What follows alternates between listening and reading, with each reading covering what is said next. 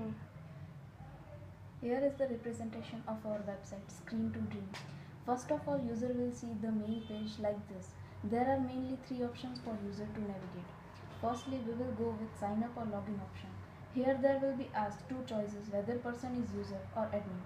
If user signs in as user, then he or she will be asked to enter his or her email ID and will be asked to scan fingerprint within 1 minute or less than the system won't accept the submission. After scanning fingerprint, the digital data of it will be stored in the database.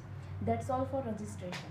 After that, the user will get the form on the display screen in right side. On the left side, fields option are provided.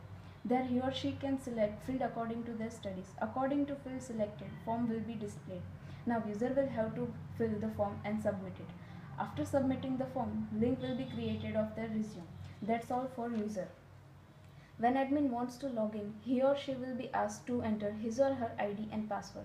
After submitting, he or she will be led to the screen where they will see the latest updates related to Brian's career on the right side, and on the left side, admin will be asked to select the editing tab. If admin selects the net notification option, then he or she can see who lost their card and can update the data according to the notification. If admin selects to delete user, he or she will have to enter the name and email ID of user and password of admin. After submitting, user will be deleted. If admin selects to update data of any user, then he will have to enter the data as name and email ID of user and password of admin. After submitting, admin will held to the form of the user he want to update the data.